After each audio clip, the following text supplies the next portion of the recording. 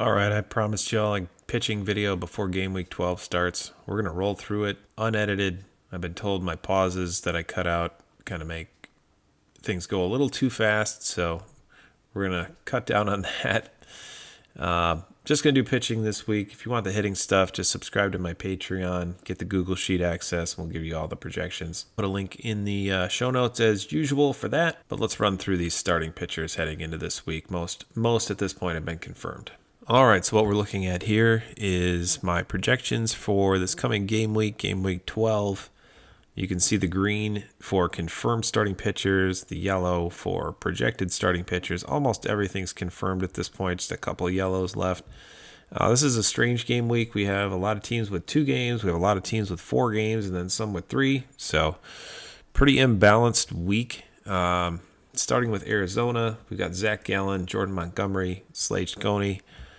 Gallen looked injured at the end of his last start. He's making this start. These are in Cincinnati, so this is a really good hitter's park. I generally don't start pitchers in Cincinnati.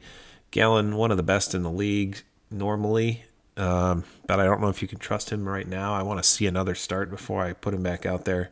Jordan Montgomery coming back, hasn't looked great. Ciccone, a couple good starts, now a bad one the last time out, so I think I'm going to avoid all 3 of those guys. Moving on to Atlanta, we've got Chris Sale and Ronaldo Lopez, both projected kind of in the upper 20s. I like both of these guys. Now they're at home, so Atlanta is a pretty good hitter's park, but Boston does strike out a lot, and their lineup hasn't been great. I think you can throw Lopez or Sale this week.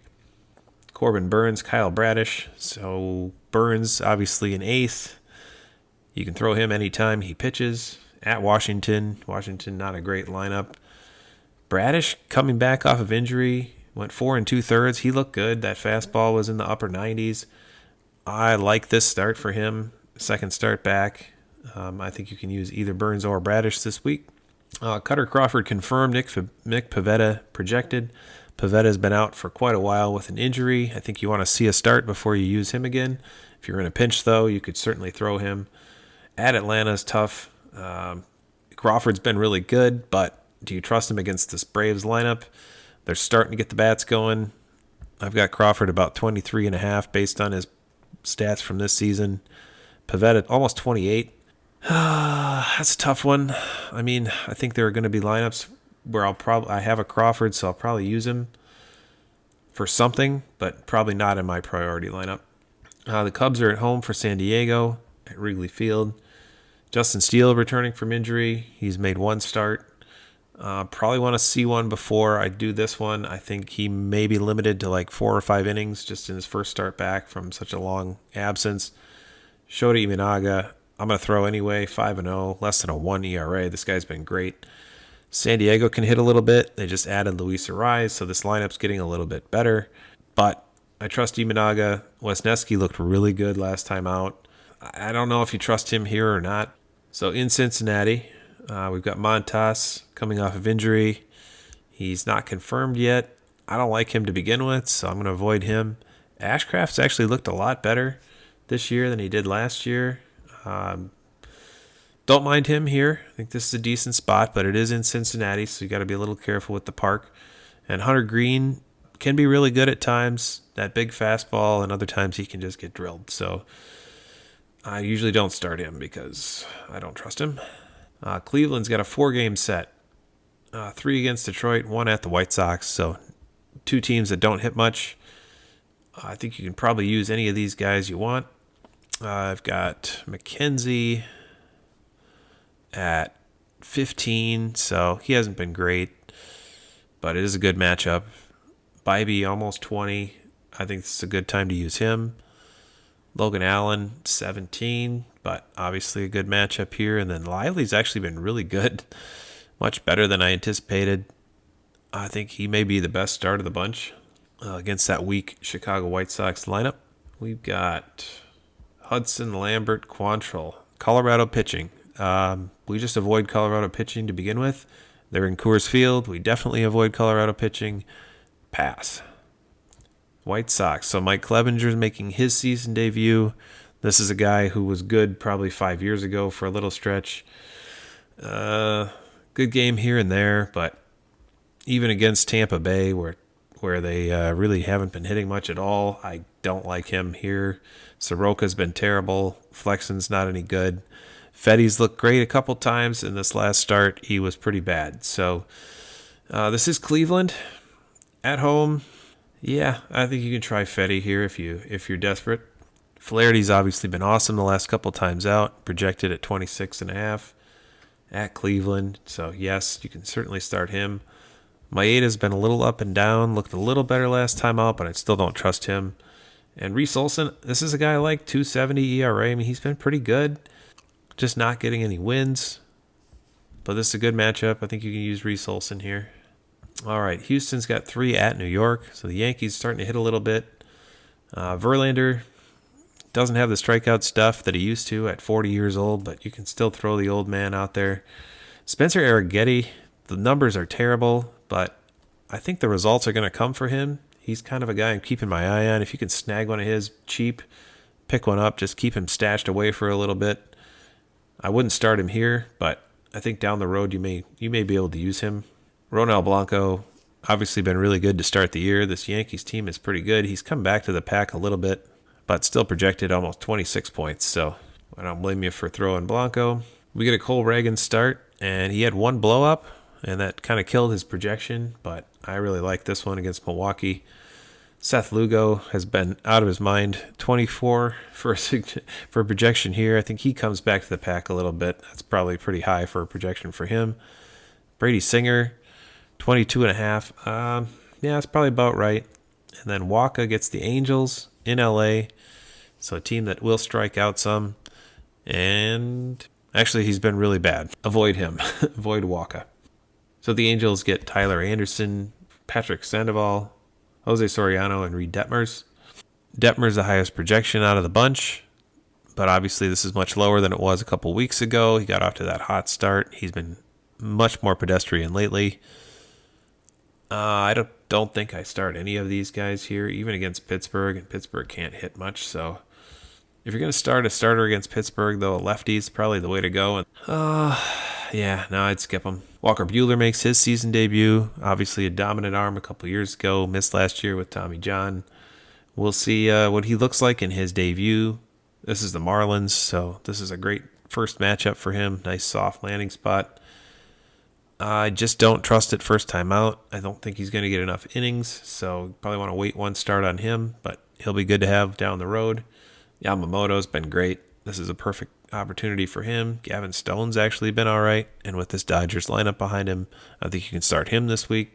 Roddery Munoz, interesting. I don't think he has any cards, but he's been really good. 2.45 ERA, .73 WHIP in 2 starts.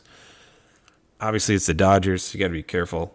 Cabrera, 9 strikeouts over 4 innings. He got hit around a little bit his last time out. There will be better days for him. This is not a matchup I'm going to play him in, but I do like the guy. I think he's got some talent. We're going to see a lot of strikeouts from him over the course of the season. And Ryan Weathers, another relief pitcher eligible from his classic cards. If you're in a pinch and don't want to play a traditional reliever, you could certainly use him in this spot. But the Dodgers are obviously a great offense, so you probably don't want to play anybody against them. Bryce Wilson, I think he's an RP eligible also. He's going to get another start against Kansas City while the Brewers' rotation remains kind of banged up. Colin Ray's been better than anticipated. Not spectacular, 17.07, but decent. Kansas City, good hitter's park. So you probably want to avoid all these mediocre Brewer pitchers. Joe Ross, same boat, mediocre. Tobias Myers gets St. Louis at home. That's going to be a pass as well. Here's a good team to target this week. So the Twins have 4, all against Seattle. Seattle's the top strikeout team in the league, about 28% strikeout rate for Seattle. Simeon Woods Richardson, I don't believe has any cards. Ober, this is a great opportunity for him. Paddock even, I would probably start him if I had one, and then Pablo Lopez for sure. The Mets are throwing Anaya, Budo, Quintana. Yeah, I had St. Louis. I feel like St. Louis just isn't hitting very well, and I do like left-handers against St. Louis, so Quintana or Manaya probably would be my choices. Budo is the best projection, though. He's thrown the best of the three so far, but he is the right-hander. New York at home against Houston. Luis Gil coming off a great game. Carlos Rodon looks better, but he got hit around a little bit by Baltimore, but doesn't everybody? And Stroman's pretty much just regular Stroman. I'm just afraid Houston is going to get it together because they're just too talented to not hit. So I'd probably avoid these guys, but in a pinch, I think you can throw any of those. All right, heading to Oakland. They are at home, so a good pitcher's park. Alex Wood, Ross Stripling, J.P. Sears. Sears is the only one I'm actually kind of interested in. Stripling, I will never start. Wood has been bad enough where I don't think I'm giving him an opportunity. Look at Zach Wheeler, probably Christopher Sanchez, and then Aaron Nola at home. Wheeler gets San Francisco, so that's definitely a start. Nola, good enough against the Toronto lineup. I think he can do you some good. I actually like Sanchez. I'd say he's a questionable start, but you can go with him. Mitch Keller, Quinn Priester, Martin Perez, all get the Angels, all at home. I think these guys are pretty startable. I mean, they're mediocre pitchers, but this is a good matchup. You got Darvish, Vasquez, and Cease. So Joe Musgrove was originally scheduled to start the Tuesday game. He's apparently been scratched. I don't see him anywhere on the board. They've got King going next week. So Darvish at the Cubs, sure. Yep, you can always do Darvish. He's good enough. Vasquez, don't trust him. And Cease has been really good. I think you can trust him too. Seattle's pitching has been really good. Minnesota will strike out. Their winning streak is over. They're hitting a little better than they were early in the year, but they're still striking out.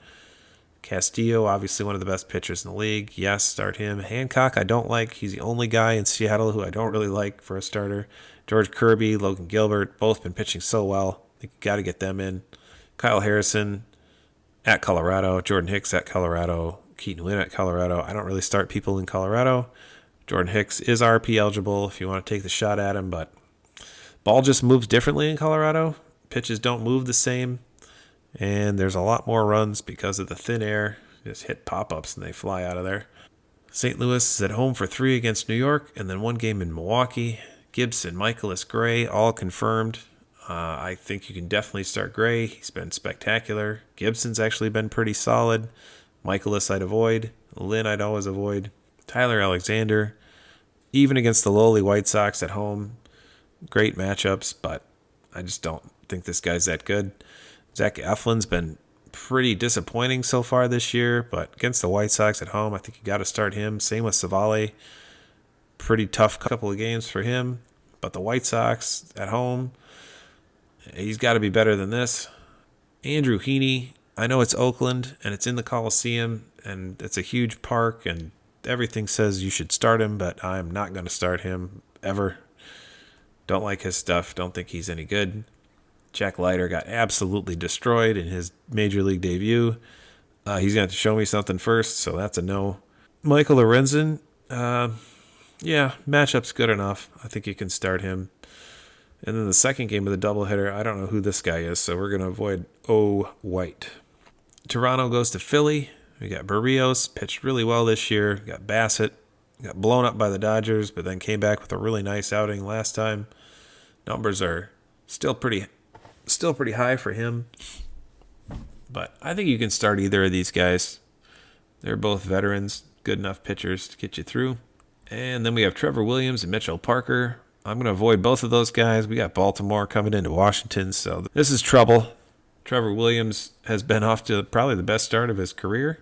I don't think it lasts, so I would not touch him. Mitchell Parker has had some good results as well, but I just don't see it from him. I think there is some regression coming, and these are going to be really tough matchups for these two this week. All right, thanks for watching. Again, if you want all the projections, if you want the hitting to go along with it, the tool to organize your gallery, we had my guy Aiden take down the limited champ, game week 10. It's working. Hope you had a good game week 11. Enjoy the rest of your weekend, and good luck in game week 12.